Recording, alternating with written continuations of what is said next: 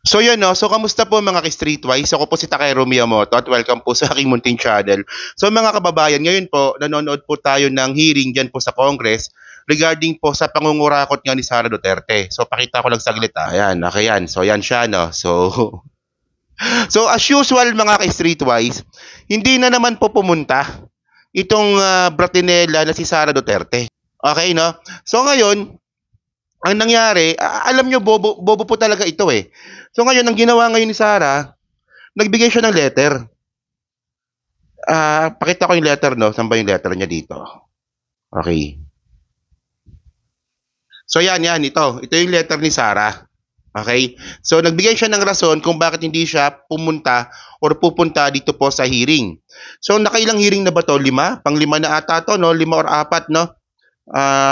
Na-miscount ko na. So sabi dito ni Sara Duterte, sabi niya dito, okay, November 19, 2024. So kahapon ito, no?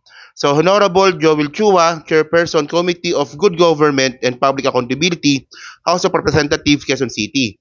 So bali mga kababayan, itong committee ni Joel Chua ay ito po yung counterpart po ng Senado ng Blue Ribbon Committee. So mabigat po na committee po ito, hindi ito basta-basta. Okay? So ngayon sabi dito no, Dear Representative Chua, this is in response to your letter dated November 13, 2024, which I personally received on the same date inviting me to attend the hearing of the Committee on Good Government and Public Accountability. On the outset, I wish to clarify that prior to this recent invitation, I have only been invited once before, specifically to attend the 18th of September 2024 committee hearing. So, sinusumbat ni Sara Duterte dito, umattend na raw po siya noong September 18, 2024. So, hindi na raw po kailangan niya umattend sa mga susunod na hearing. Kita nyo, no, boba po talaga, no? So, bakit? So, sabi niya pa dito, it may also be recalled that despite attending the hearing last 18th of September 2024, I was not asked a single question, which then prompted my request to eventually be excused. O di ba? Mga kababayan, kung naalala po natin, kita nyo di ba? Kung maalala po natin mga ka-Streetwise, pumunta po si Sara Duterte noong September 18, 2024 diyan po sa hearing po sa Congress. Hindi naman po siya nag-oath. At bukod doon mga kababayan, ang dami niya pang sinama doon ng mga congressman na kakampi po ng mga Duterte. So andun si Gloria, andun si Marcoleta, nandun si Alvarez. 'Di ba? So ngayon, pumunta ka doon sa hearing isang beses, ang dami mong kakampi. Well, wala namang problema 'yan. Okay lang 'yan. Kung kailangan mo nakakampi, natural 'yan. Pero ang sinasabi natin dito mga kababayan, hindi ka nag-oath. So bakit ka tatanungin kung hindi ka nag-oath? Ay Diyos ko naman, Sara Duterte. Kasi alam niyo mga kababayan, itong si Sara Duterte po, no, kasi syempre tayo, may mga kakilala naman po tayo dyan sa loob, no, and then may mga nakapagkwento naman po sa atin na talagang brat po talaga itong si Sara. 'Di ba? Siya po ay naging mayor ng Davao City nang hindi po sanay ng tinatanong sa mga ginagawa niya. Kahit nga po tatay niya takot sa kanya. So ngayon ito po yung first time ni Sara Duterte na matanong sa mga bagay po, especially po sa pera at pangungurakot at yung, di ba yung pangangati ng kamay niya. So kaya hindi po siya sanay dito. Oh, continue pa natin. Sabi niya pa dito, no? Okay? In view of foregoing, I would like to respectfully inform you that I will not be attending the hearing scheduled on November 20, 2024. Okay? In view of my attendance, I request that this letter be integrated and may be part of the official records of the committee. So, nag-request pa talaga, di ba? Walang kwenta na nga itong letter mo, gusto mo pang isama sa committee, Diyos ko naman. So, ngayon kasi mga streetwise, no?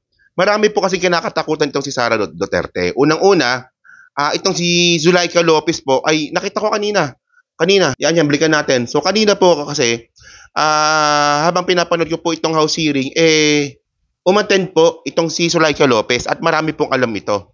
Siya po yung si Zulaika Lopez po, siya po yung pinakakasabwat ni Sara Duterte nung vice mayor at saka mayor pa lang si Sara sa Davao City.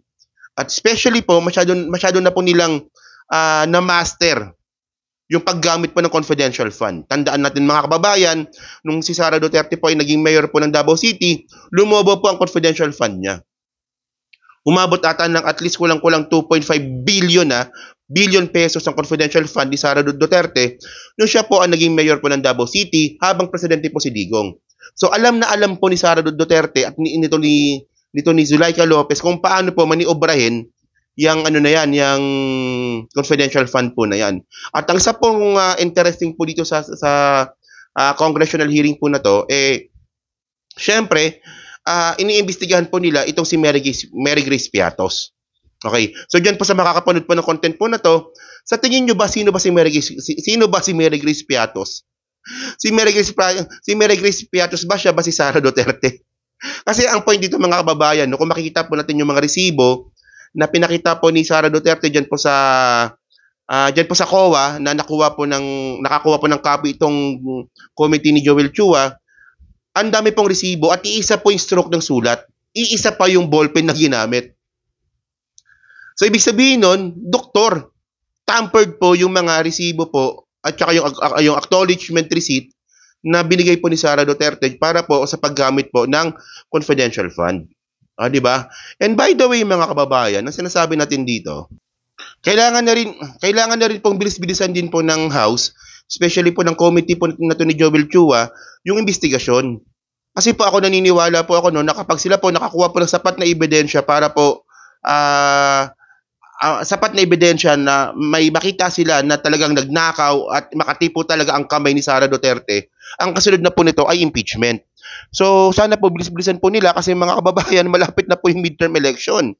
Kapag ang midterm election po ay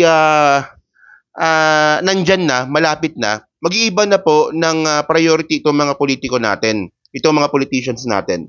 Baka, mas malaking problema itong mga kababayan kung hindi po natin mapapa-impeach si Sara Duterte bago po mag-midterm election.